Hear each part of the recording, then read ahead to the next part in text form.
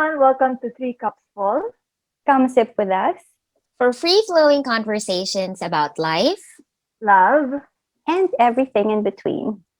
So, for today's topic, we are going to talk about something that can be a bit challenging, awkward, or sometimes uncomfortable, but we believe that is essential in order for us to live a happy life. So, it is about Setting boundaries. Yeah, or saying no to people. So, when was the last time you said no? Hmm. To be honest, hindi ko talaga maalala. Kasi that means that was ages ago or maybe hindi talaga natural for me to say no. So, it's really important to talk about this topic kasi you have to say no eh. Parang it's such a simple word but it's so difficult to say. I really can't explain why it's difficult. Pero ang hirap. Actually, mahirap. Well, siguro ako hindi lang ako yung naka-experience nito. Maraming makaka-relate sa akin dito. I think the last time I said no was when someone offered me something na parang multi-level marketing. Alam mo yung parang, ang tagal-tagal yung di nag-usap, as in, wala kayong conversation, out of the blue, magme-message sa'yo, kukumustahin ka, and then yung pala may i-aalok na something. And, before wait lang. Bakit natatawa ka? Naka-relate ka din ba? Yes. It's very you. Oo, pero ano ba, I mean, dati kasi nangyari na siya before, kasi nga ako yung type ng tao na parang people pleaser ako eh. So parang as much as possible, I don't wanna offend anyone. So dati, yes lang ako ng yes. Tapos, napasok na rin ako kaka-yes kasi minsan malaking pera na yung pinag-uusapan, tapos parang hindi ko naman pala kayang panindigan, parang ganun. So ngayon, yung last time na nag-no talaga ako, it was a firm no. Kasi nga, I know na hindi ko siya kayang panindigan. And I'm glad I said no kasi had I not done that, siguro, wala, nagsunog na naman ako ng pera. So yun, that was the last time I said no. Never again. But nothing against people who are into multi-level marketing. It's just not for me. So yung mga friends ko na makakanood nito, alam nyo na hindi nyo ako mapapa-yes. Hindi talaga, hindi ako para dyan. Ayun. Kayo ba? When was the last time you said no? I guess for me, like there's this someone who wants to get to know me, like in a personal level. Oh, juicy. Ganda talaga, ganda. Okay naman siya eh. Pero it's just a no. Parang just in my heart, it's just a no. Pero there's nothing wrong with this person, you know. And it's so hard. Parang nagkaroon talaga ng time na i-rehearse ko pa kung ano yung sasabihin ko sa kanya. Kasi I wanted to be careful eh. Kasi, di ba, sometimes when you say no to a person, it can lead to trauma, yung rejection na nakuha nila, and that might hinder them kapag magte-try ulit sila sa ibang bagay or like sa ibang tao. Yun. Well, good for you. Good for you at least. Kayong dalawa, di ba? Parang you were able to say no kasi ayaw nyo talaga. Pero ako, parang struggle ko talaga yun. Especially in my workplace. Kasi, well, ngayon, stay-at-home mom ako. Pero parang months ago when I was still working, parang it was really very difficult for me to say no, especially to my boss, kapag may pinagawa siya sa akin na beyond the scope of my job description. Kasi parang feeling ko parang it's my obligation kasi hinire niyo ako eh. Ang being an immigrant, parang I just want to prove na magaling tayong mga Pinoy na kaya natin lahat. Pero at the back of my mind, hindi ko na kaya. Hindi ko na kaya. Parang ganun. Well, it's not like a big task naman or whatever. Pero parang at the back of my mind, iniisip ko na ayoko tong gawin. Bakit? Parang ganun. So, yun nga, I think it was difficult kasi nga we're in a foreign country, gano'n. Minsan magugulat ka na lang sa English nila, mapapayes ka na lang, di ba? Kasi medyo, may window ka sa English, sige, Oo, yes, para yes. ayaw mo nang i-explain yung sarili mo. Yes na Oo, lang. yes na lang nga. Hirap naman eh. Hindi Sige na nagbubuo, nga di lang. ba? Iba pa naman yung accent dito. So, parang, sige, yes, yes na nga, sir, yes. Ganon. Pero kidding aside, yun nga, that's really my struggle. So, personally, I think it's because most of the time, I feel obliged to do it. Or if not that, parang I feel guilty for saying no. Yun. Oo nga, no? Like, come to think of it, why is it difficult to say no? Well, there's always this feeling of guilt Mm. whenever you say no to someone. And kasi sometimes we also think about our own experiences. Diba? Masakit naman talaga ma-reject. Rejection is not easy. Rejection is not something that you look forward to. And because of that, because you have that experience of rejection, you don't want to inflict the same pain to another person. So I guess kaya I think kaya siya sobrang hirap sa atin kasi ang nature naman talaga natin ng mga tao is we're innately good. I'd like to believe that. And yun nga, mahirap talaga mag-say no kasi ayaw mo maka-offend or makasakit ng ibang tao. So yun, I think to me that's one of the reasons bakit mahirap talaga mag-no. Yeah, and actually, like, when you're about to say no or when you're planning to say no, hindi mo naman naisip na it's because of I want a good reputation or I want a good image. It's more on like I genuinely love these people and I don't want to Yes. disappoint, diba? To add on to that also, I think it's because we like to feel valued and appreciated for the things Yeah. that we're doing.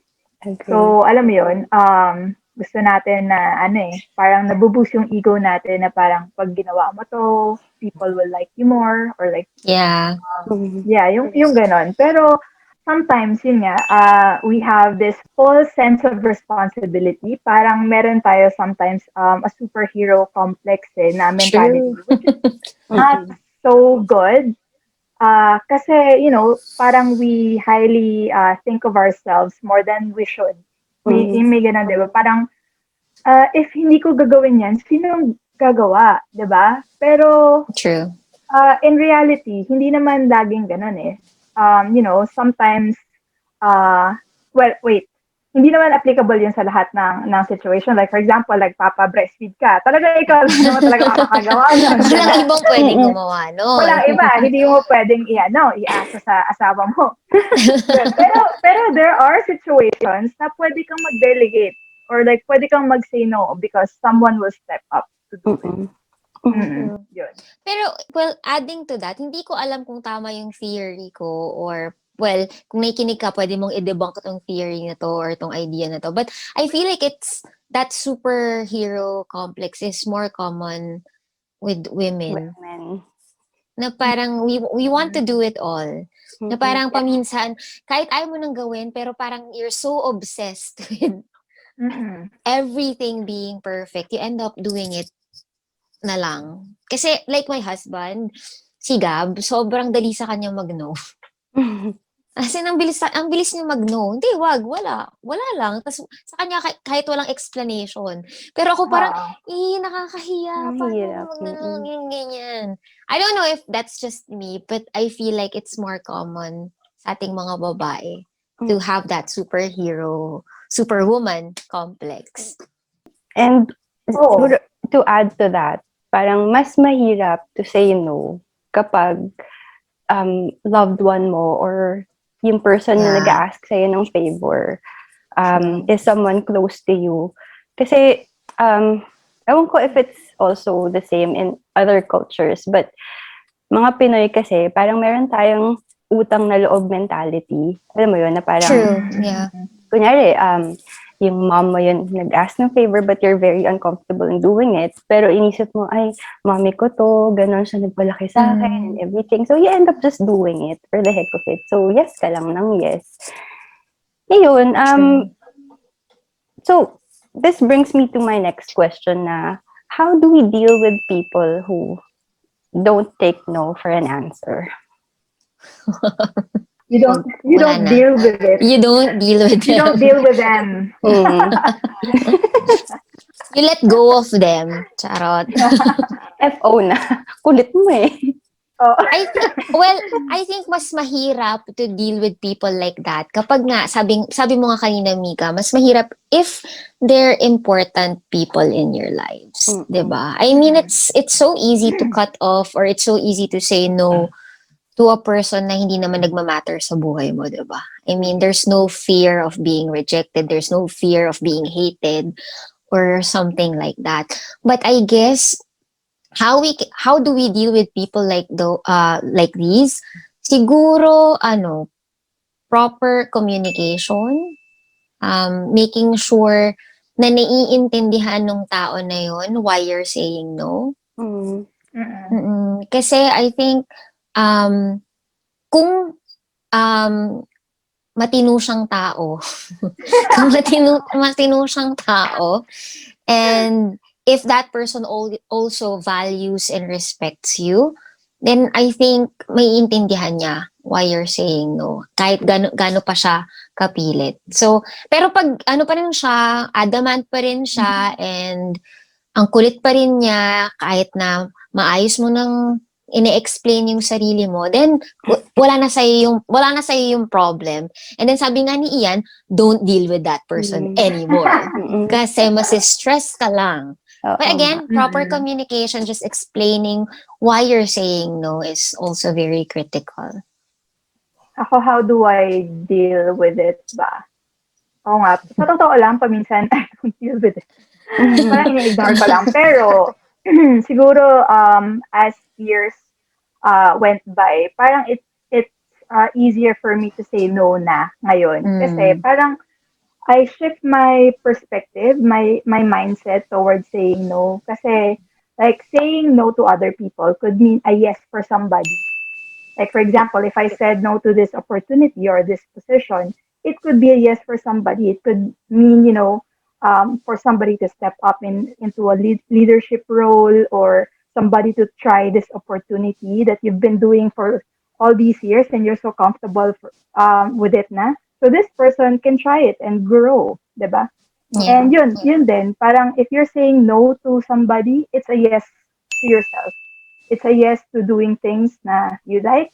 It's a yes to doing something na na-enjoy mo. Kasi na mag-yes ka dun sa kabilang side, pero hindi ka naman talaga mag-enjoy. Bakit ka pa mag-yes? So yun, parang ganon. Hoy, parang ano rin siya, no? Pwede rin siyang i-connect sa love life. Parang saying no to somebody na hindi naman pala okay can mean a yes to someone who's perfect and perfectly meant for you. 'Di ba? Pwede rin yun. So, girls, matutong mag-no. Kailangan. Gusto ko yung example mo. Tama. Naisip Ikaw ko ba, lang. Mica? Ako, I guess like what you said, I would just choose to ignore. Kasi in reality, you couldn't really please everyone. So, everyone would have a different opinion of you. So, kung nag-no ako and isipin mo na ang sama naman, ang damot, or whatever. Para may hugot yun, ang damo. Ang I would just really ignore, di ba? Kasi parang, okay, di madamot ako sa paningin mo. I can't do anything about that. You're entitled to your own opinion, and I respect that. So, I'll just ignore and just don't stress about it anymore. Ayun. I love that. Art of Deadma. Yeah. True, that. Lily. Ay, pero let's talk about that big elephant in the room. I think, ang dami, siguro, maraming makaka-relate. Marami nang nag-no or maraming nahihirapang mag-no sa mga nangungutang sa kanila. 'Di ba? Totoo yan. Yes. Lalo na pag alam nilang OFW ka, parang feeling nila, jebs ka ng pera, parang gano'n, 'di ba? So, share ko lang kasi before, mayroong isang person na nang nag-try na manghiram sa akin before. And at that time, meron naman ako, pero kumbaga parang sakto lang. Kumbaga parang it's something na nire-reserve ko just in case of emergency, parang ganon. Mm-mm. So I politely said no. And I Mm. explained why. And eventually, akala ko okay naman kasi na-explain ko naman yung sarili ko. But someone who also knows that person said na parang minasama yun. Na parang sana daw, instead of me saying no, I should have given like a lower amount na lang daw. Kahit magkanong lower amount dun sa tao na yun para naman lang daw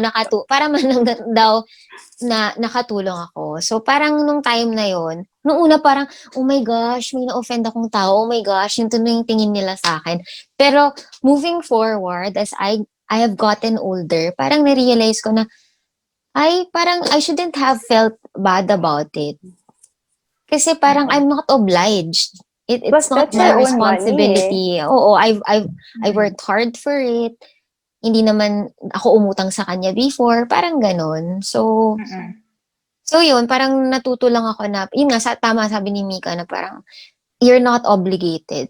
'Di ba? Mm-mm. Mm-mm. And kahit anong gawin mo, may gawin ka or may hindi ka gawin, people will always have something to say about you. Mhm. So, Totoo. just do you and, don't mind what the haters are saying. Charot. Haters. Nessie, kaya mo utang Mm. sa'yo yung mga tao kasi sobrang generous mo eh. Sa akin wala naman masyadong umuutang. Buti na lang din. So Mm. anyway, to avoid nga that kind of situation, we had to set boundaries, 'di ba? So, kayo ba, what are the things that you consider when setting boundaries? I guess the first thing you need to consider, or the first thing pala that you should do is to know yourself well. Yeah. Diba? You have to know yourself well. Kasi, diba, kung hindi mo naman alam yung gusto mo, paano ka magsiset ng boundaries, diba? Kung hindi mo alam yung Mm. gusto and ayaw mo. And Mm. another thing siguro to ask yourself, parang, am I capable of doing it? Parang ganun. Or do I have the time and energy to do it? Kasi Right. kung, if the answer is no, then it should always be a hard no. Na parang, wag kang mag-yes kung hindi mo kaya, and wala kang time, and Mm. siyempre, wag kang mag-yes kung hindi ka naman capable of doing it. Diba? Mm. Ayun. Kayo? I guess for me, something that I consider before I say yes or no, yung values ko. Is it aligned sa values ko? Is it something that I believe in? And also the relationship that I have with that person na nagyayaya sa akin. Yun, so those are the things na I consider when setting boundaries. Well, I also agree with that, no. Just to add lang, kasi you've given really good points or really essential points about that. Pero siguro you should also ask yourself, is it fair to me? Will Mm-mm. saying yes be fair sa akin? Like for example, sa work, if you're asked to do something that is beyond what you should be doing, is it fair to you? Will you get compensated extra for that? Or TY na lang ba yun, di ba? Di ba? It's so hard to say no, especially sa work. Kasi nga, it's your bread and butter. You don't want to offend, let's say, your boss. You don't want to offend your coworkers because you don't want it to affect your relationship with them. You want to be Mm-mm. liked. You want to have like a harmonious relationship with them. Pero ang tanong, you should always ask yourself, is it fair? Is it Mm-mm. fair? Tama ba yun? Will I be putting an extra burden sa sarili ko if I say yes? Mm-mm. Mm-mm. But at the same time, I think lang when you're also setting boundaries, there should always be a little parang wiggle room pa rin What do you for mean by that? it's not necessarily saying no, but it's more of like negotiating na lang. Kasi sabi mo, Ian, 'di ba? Parang it also depends on the person who's Mm. asking you for Uh-uh. something. 'Di ba? Parang kahit na it might be hard for you, but because you really value that person and nakikita mo talagang nagsa-struggle siya, then there should be like a wiggle room for Mm-mm. a partial yes. 'Di ba? Mm. So, kung kunyari, sobrang close mo talagang taong to and the favor would change his or her life or would really help him or her greatly, pero hindi mo naman kayang ibigay lahat, then that's the time na okay lang i-negotiate yun. Na parang, oh, I can't say yes completely, but this is what I can do. Parang Mm. ganon. Mm. So when we set boundaries, is it fair to me? But at the same time, is there anything else I can do naman to help pa rin? Yun. Ganda nun. I Bless like your that. generous heart. Mm. And also, in a more practical sense, kaya pa ba ng schedule mo? Mm. 'Di ba? Ay pa ba ng Parang, katawan mo? kaya pa ba ng Ng energy tao mo? mo. Oo, 'di ba? Yeah, kasi sometimes we just keep on saying yes and yes and yes, pero our plate is really full. 'Di ba? So, hindi rin siya practical. Kasi Mm, that will eventually lead to a burnt out. And pag Mm-mm. mm. ano ka na, pag burnt out ka na, it will lead to give up. You just like, ayoko na. Parang ganun. Dagdag ko lang, kaya pa ba ng wallet mo? Kaya pa ba ng wallet Nessie, mo? Ang Yes lalim ka ng ng yes. hugot. I love your, your examples. Parang Mm-mm. lahat money related.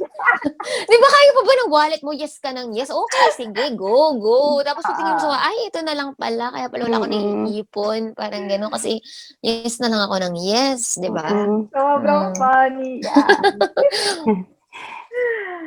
And add ko lang din pala, no? Parang important, hindi pala parang, talagang important. If it is important to ask yourself, parang, do I really want to do it? Kasi at the end of the day, parang, it's your happiness that matters eh. So, parang if you're just forcing yourself to do something, di ba, you're going to be the one who's going to be miserable, di ba? And ang pangit din if you just commit half-heartedly. Diba? Mm-mm. True. Parang bare So minimum lang true. lagi ibibigay mo. Oo nga. Parang wala. Go big or go home. Dapat ganun na lang. True. Mm-mm. Yeah. Totoo yan. Okay, so let's go to our next question. So how do you balance maintaining ties versus sticking to your own boundaries? Oh. Hirap. Hmm. Mm. Sige, I'll go first. Sige. For me, it's deciding beforehand what things deserves a yes and what things deserves a no. Para pag nandiyan na yung situation, it's easier for you to say yes and no. Hmm.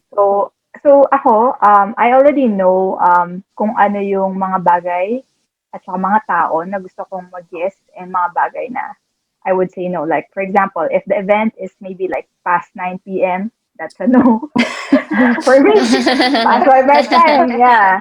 And also depends on the place. So if it's a spa, if it's like a coffee time, yes, why not?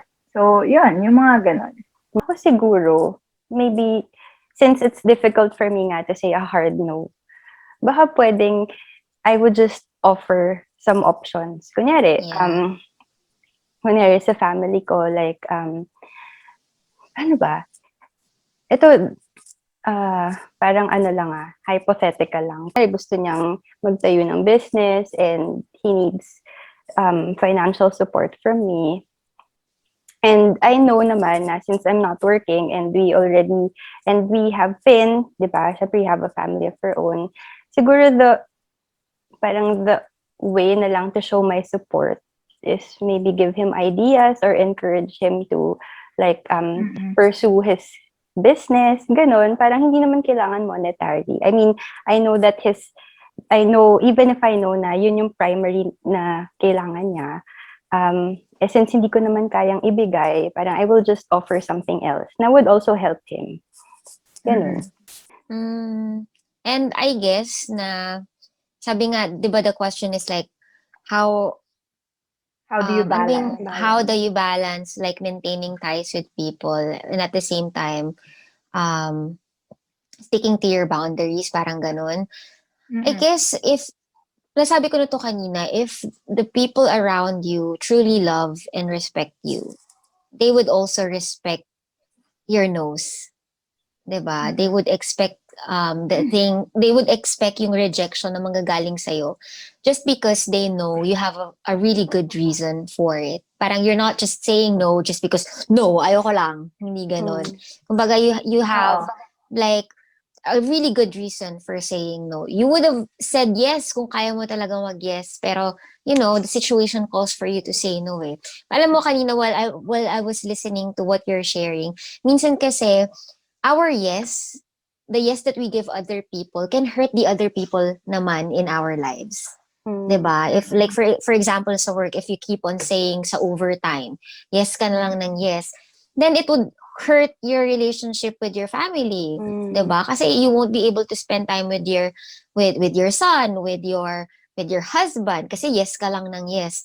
So I Mm-mm. guess anong relationships ba yung important sa'yo? 'Di ba? What are the Mm-mm. Yeah. relationships you want to keep in life? And I guess Mm-mm. when you're so sure of that, then I think things would become easier for you as you maintain your ties and also um, maintain the boundaries that you set for yourself. Mm. Mm-mm. Yeah.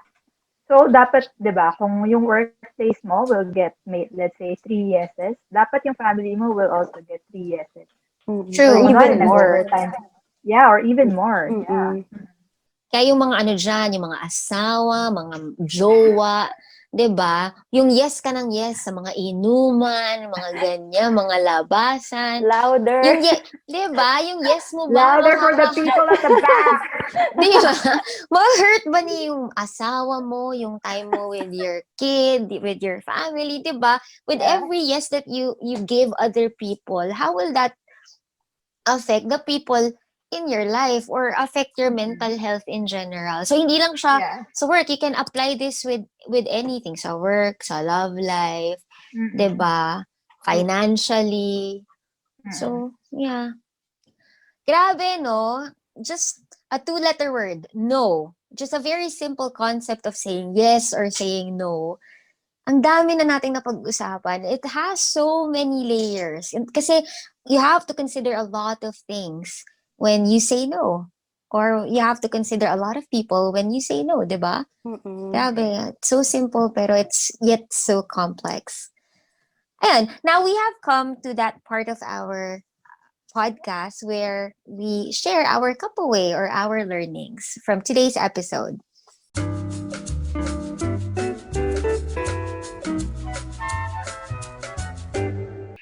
For me, my cup away is saying no can be difficult at first, but just like any other skill, the more you do it, the easier it gets over time.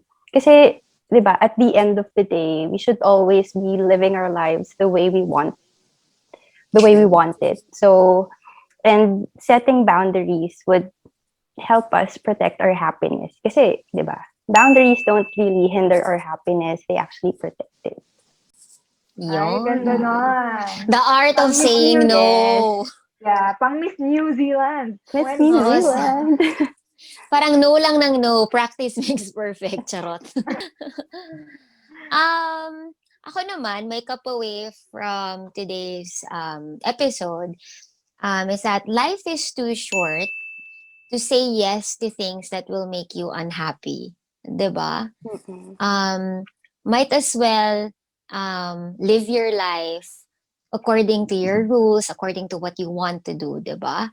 And actually, saying no is not really negative. Meron lang talaga tayong negative connotation about saying no. But saying no is actually very healthy, 'di ba?